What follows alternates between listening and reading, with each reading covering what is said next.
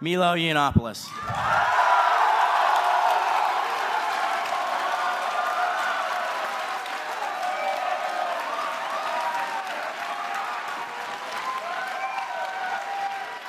Let me suggest another reason. Let me suggest another reason why people of color, to use the left's preferred expression, are sometimes a little reluctant to express libertarian or conservative points of view. And I'll tell you something that happened to me at American University a few days ago. Guy lined up for the Q&A, very politely, black guy. He said, I was physically threatened by Black Lives Matter on my way in here just for coming to hear you speak.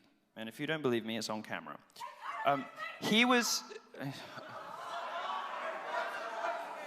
Wait, hold on. Did she just change your mind? What? Did she just change your mind? I think I felt a shift because she yelled shit out. Yes, she interrupted me with a bogus buzzword, I'm convinced. And what he said to me was, what do I say? What do I say to black people who have bought into this nonsense when I just want to go about my business listening to a talk? And I said to him, well, they are guilty of the worst kind of racism. They're guilty of the kind of racism they're guilty of the kind of racism that suggests all black people must think alike. They are guilty of the kind of racism that insists... Excuse me, Mr. Senator. Thank you for your enthusiasm. If you'd please be seated. Thank you. They're guilty of the kind of racism that suggests that all black people must think the same. They're just in the same way that people who have problems with me being a gay conservative are guilty of a sort of homophobia, a real homophobia, which actually does delegitimize and belittle a particular group and sort of put them in a box. And he said, well, what do I say to these people? And I said, well, look, here's what you say to them. You go out, you calmly and politely, you say, if you believe that the civil rights struggle matters at all, if you believe that the fight to allow black people to have their voices heard, to have an equal footing with whites in this country, if you believe in the restitution and reparations after slavery, if you believe that it is an important goal to hear black voices, hear mine. Because not every black person agrees with Black Lives Matter. Not every gay person believes in the gay lobby. Not every woman is a feminist. And this kind of identitarian politics that we heard from the front that crucifies people who step outside of their racial or sexual groups because they have the wrong ideology is the worst sort of bigotry. And those people...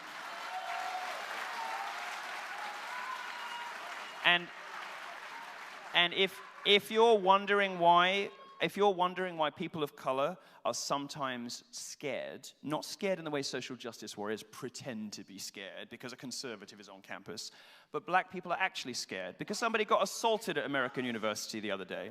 If you are wondering why there aren't more people of color standing up for these sorts of opinions, you might want to pull out a mirror. Well, political... That's it. I got the microphone, I have more patience, I have more determination, you will lose. Political correctness differs from etiquette and politeness in a couple of obvious ways. Etiquette is a way we all navigate one another. It's the way that we have learned to interact, to successfully negotiate social and professional situations with people who didn't grow up with our exact worldview and background. So we have a system of etiquette to enable us to do that. And some of those rules of etiquette require us to use euphemism and politeness strategies in order not to offend people that come from other cultures and other backgrounds. Now, political correctness is a little different. Political correctness describes a sort of organized system of lying, designed to save the feelings of delicate wallflowers at the expense of reason, fact, and truth. And political correctness at its most dangerous has even become deadly. Political correctness is what stopped people reporting the Fort Hood shooter, even though they knew he was into radical Islam. Political correctness is what stopped the police. It's what stopped the police arresting the rape. Okay, if you don't believe in anything else... Could we please allow our guest speaker to go on without any interruptions? Thank you. If you if you don't care about anything else, allow me to suggest to you that you might care about the rape of 1,400 young girls, and perhaps listen to the end of it and see what you think about it. Political correctness was what prevented, or at least retarded, the police and the government from arresting Pakistani rape gangs in Rotherham in the UK.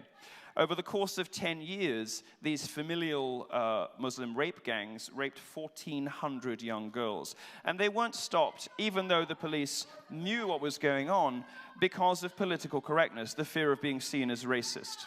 So it's a sort of, for me at least, it steps outside, beyond the realms of etiquette, beyond the realms of politeness strategies, the way we deal with other people from other cultures, and it becomes a kind of organized, systematic lying, designed to save some feelings at the expense of reason, logic, truth, and very often the rights and safety of others. And not the kind of social justice safety, the horse shit safety, the kind of, when students say, Milo Yiannopoulos is a threat to my physical safety, grow the fuck up.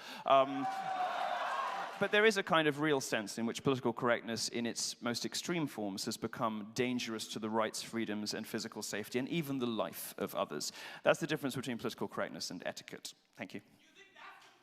I'd like to build on what Christina said. I mean, most of the people causing trouble in this room are, what, 20 years old? You don't know anything. You don't know anything. So I would encourage, and I don't mean that to be offensive, although, if you take it as that, I don't give a shit. But why not try, you mentioned Socrates earlier, why not try one of the great virtues of the Greek philosophers, intellectual humility? Why not consider the possibility that somebody else might have something to add to your view of the world? Why not consider the possibility, the radical notion, that you could be wrong? No, I don't agree that bigoted speech is always a bad thing. I think it's important to hear from them. I think it's important to hear from them. You see, what the left wants to do is it wants to enable its extremists on its own side, the sexists and misandrists of the feminism, the black supremacists of Black Lives Matter. They want to enable the extremists on their own side and silence the extremists on the other. Well, I don't like the extremists on either side. Racists, I don't like them, and they don't like me. I'm a miscegenatory, gay Jew. They don't like me at all.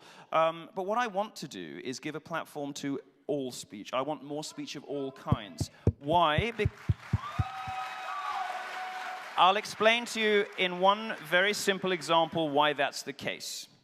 And a very successful example of this was the British National Party in the UK, which unlike UKIP, for instance, which is a perfectly respectable mainstream party, the British National Party was a racist party led by a very odious character called Nick Griffin. Now, for a long time, the British National Party was doing very well, out of anxiety about, understandable, I think, anxiety about immigration and the changing nature of local communities. Lots of people started voting BNP in Britain. Now, these people weren't racist and bigots. They were voting out of anxiety and frustration. So here's what happened. Here's what happened when the media embargo, if you like, was lifted on the leader of the BNP. Nick Griffin appeared on the BBC's Question Time for 1 hour.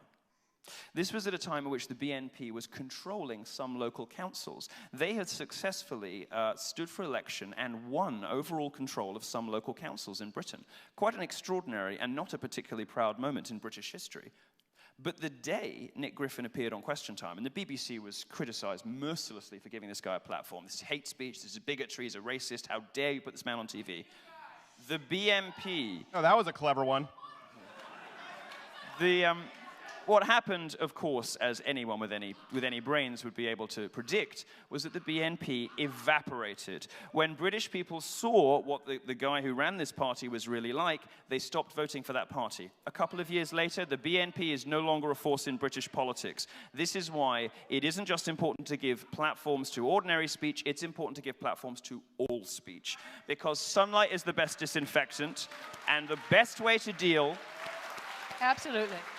The best way to deal with people that you don't agree with, whether they are conservatives or progressives, is the full glare of the spotlight, because you should have the confidence in your own opinions, and you should have the fortitude and courage to believe that you can beat them in a fair, open marketplace of ideas.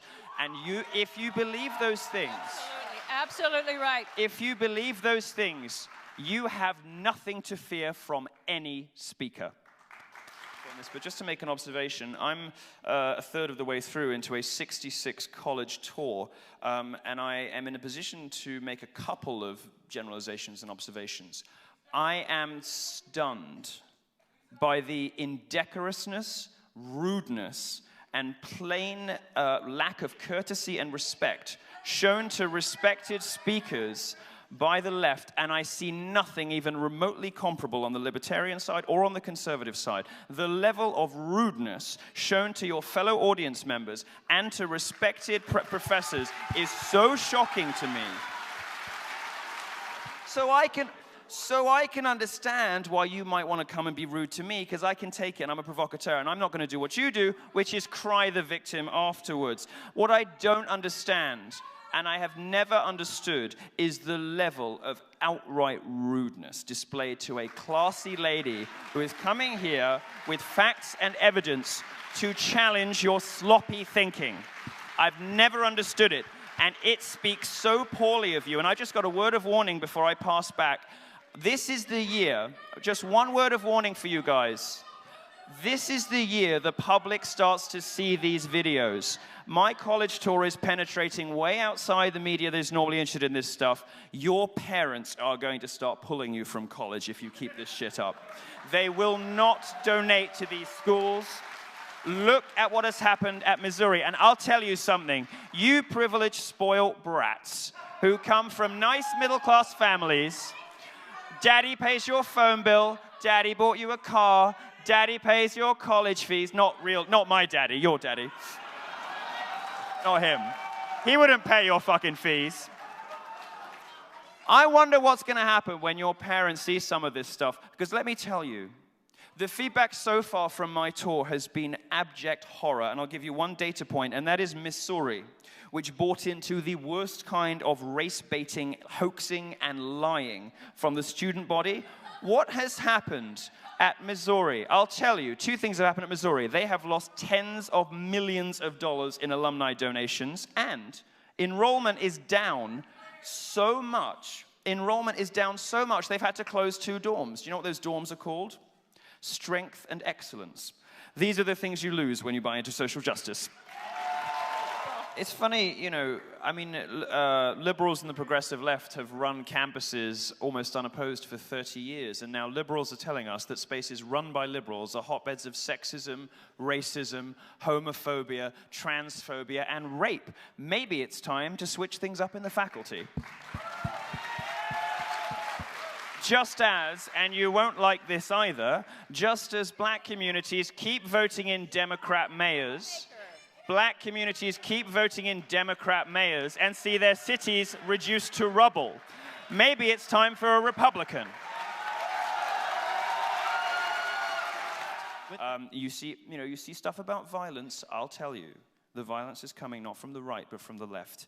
And it is informed and justified in the minds of activists by this zealotry. Yep. And it has just started to tip over in my tour. And I have to tell these kids they are going to destroy their lives if they believe that the kind of yelling and screaming that sometimes tips over into physical altercations, which does not come from Trump supporters, does not come from libertarians, does not come from conservatives, comes exclusively and only on campuses from the left. If you think this stuff is justified, you are going to destroy the rest of your life on the basis of an ideology that is not rooted in fact. I urge you to reconsider. And I would like in my experience, the left historically is very bad at ejecting its own worst actors. The Democrat Party has always made space for race hustlers and feminist liars. In fact, it rewards them; it doesn't punish them. The Republicans make room for some. The Republicans very rare. I mean, the Republicans make no room for racists. But Republicans make no room for anybody like that. They get ejected from public life, and there is a reason why in media all the plagiarism scandals happen on the left, because the left looks the other way, forgives and forgets, and tolerates its own worst actors. The stuff we've been talking about this evening is alive and well in the Democrat Party. Its equivalent on the far right does not exist in the Republican Party. Yep. You interrupted a woman. He asked me a question. Oh, I'm sorry. I was silent. Was I mansplaining? You mansplained. You? Second thing, and I was a protester and a hippie leftist in the 60s, but that meant I was for free speech. We loved comedians were welcome. I mean, we had George Carlin, we had Lenny Bruce. They would not come near you people. The ones that are screeching. Well, the comedians today won't go near you. Chris Rock won't go near you. Jerry Seinfeld won't go near you. Comedians who share your politics won't go near you. That should tell you something. But I hope that I can speak for both of us when I say that neither of us has any sympathy either with the religious right of the 90s, who were the authoritarian instinct then. Stephen, and I would caution anyone here against trying any sort of lazy pigeonholing, because it just ain't going to fly with us. The left for 30 years has been so lazy, they haven't really had to make arguments. They've just said, oh, don't listen to him, he's a misogynist. Don't listen to her, she's got internalized misogyny. It isn't going to work anymore. These slogans don't work now.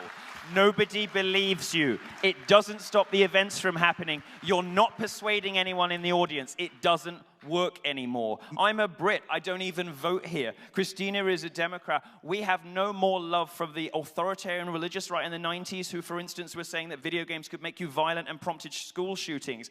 Bollocks. Than we do for the progressives today who say video games can make you sexist. Also bollocks. What we believe in is the free, open exchange of ideas. And if you believe in an open marketplace of ideas, creative freedom, intellectual diversity, today your enemy is the progressive left. There is no alternative. Like any other set of ideas, Islam is a set of ideas. And like any other set of ideas, we are perfectly entitled to interrogate it and find it wanting. I personally find it wanting. I would also like to say, as a gay person, I am fucking terrified by mass Muslim immigration, because the homophobia in the Islamic community, in the Ummah, is not restricted to terrorists. It is not restricted to ISIS. 51% of British Muslims believe that gay sex should be against the law. This is not Muslims in Syria. This is not Muslims in Raqqa. This is Muslims who live 3 streets away from me. Every other one of them believes that my lifestyle should be illegal. 39% of British Muslims believe that a woman should always obey her husband. Where the fuck are feminists on that? 25%.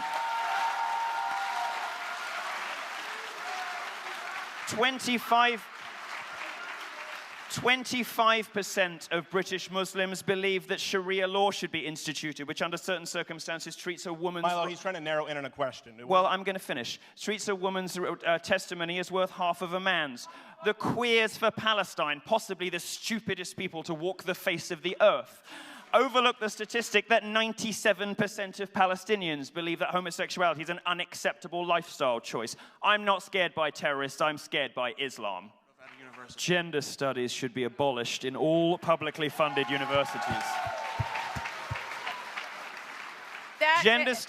Students who go to study gender studies, particularly at federal funded universities, come out dumber than when they went in. They come out believing lies. They come out with their critical faculties impaired, not improved. They come out more fragile than they arrived. They come out less able to have stable relationships with people, less able to cope in the world of work, less able to be functional, well-rounded human beings. Gender studies departments are damaging young people. They should be shut down. Threats now. It's an amazing loss of perspective. You know, you have these advocacy statistics about the supposed explosion of Islamophobia, which, you know, basically always boils down to hijab pulling.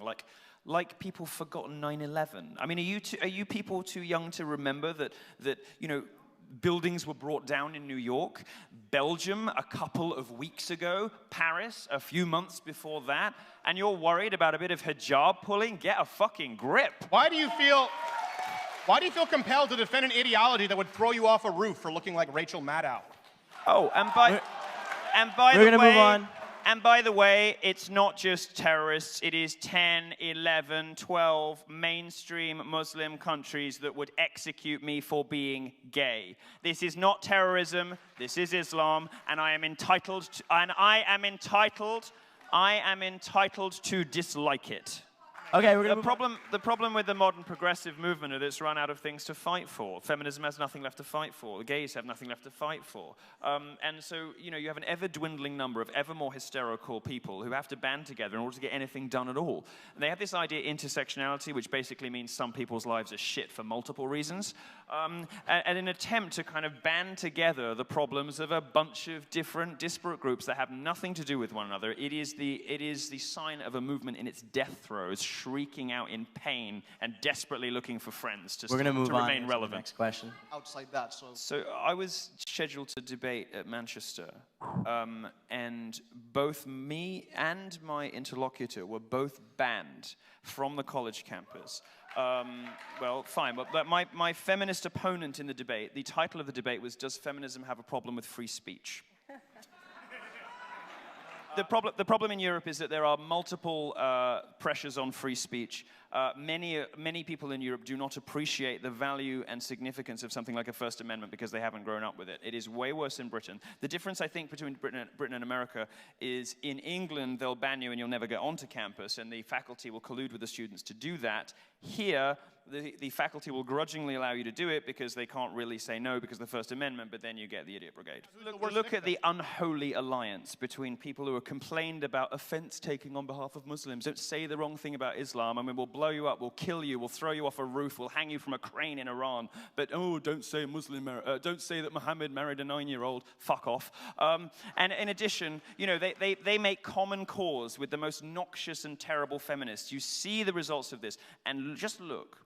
Observe how they behave to the minority groups they claim to represent, to the people they claim to be giving a voice to, when those people step off ideological reservation. Look at the disgusting language used about Margaret Thatcher, Sarah Palin, you know, Michelle Bachmann. You might not like those politicians, but look at the kind of sexually charged, lurid language used by the left against women who don't sign up to the sisterhood. Oh, Dr. Summers, they do it with her all the time. And look at what's happened this evening, the lack of respect and courtesy, the bizarre allegations of racism, who even knows where that came from. Look at how I'm treated. Look at how Ben Carson, who was destroyed by the liberal press, you know, look at Clarence Thomas or Thomas Sowell, the way the left speaks about people who demand the right to believe what they believe and not sign up to the left's idea of what you should believe according to your body parts or your skin color is truly disgusting. It's also worth considering in the light of what Stephen's saying, there isn't a single world-class university anywhere in the Muslim world. Not one. Why? Because there are structural problems with Islam that prevent this from happening. And you know, you have to apply the same standard. You have two kinds of Muslims in the U.S. You know, some of you aren't going to like this, but I'm going to tell you anyway because it's true. You have two kinds of Muslims in the U.S. You have nice, assimilated, middle-class Muslims who, let's be honest, aren't the most devout believers. They don't necessarily do namaz. So some of them don't pray 5 times a day. They drink, they smoke, they have sex outside, whatever. You know, let's just say they're cultural Muslims. Like I might be a cultural Catholic, perhaps you might say, right? These are not people who pray 5 times a day. You have these people, and you have them here because you don't border any Muslim countries. You need to take an intercontinental flight to get here, which limits the sort of people who can arrive. So you get nice, middle to upper class Muslims from nice families who are westernized and assimilated, and they're your friends. And you think, gosh, these people are saying such terrible things about Muslims, but I know so many nice Muslims, that can't be true. Well, it's because of where you are in the world, right? So you have those nice middle and upper class Muslims, and you have terrorists. That's all you have here. I don't have a problem what with you. What you don't have here is what Germany has. 1.4 million Syrian refugees, or should I say migrants, who come in, commit the most appalling crimes and abuses against women, homosexuals, trans people. You've got nothing to say about that, by the way. What you don't have is a massive influx of working-class Muslim populations, and it will come, and it is coming, and when it does, you will think very differently about this.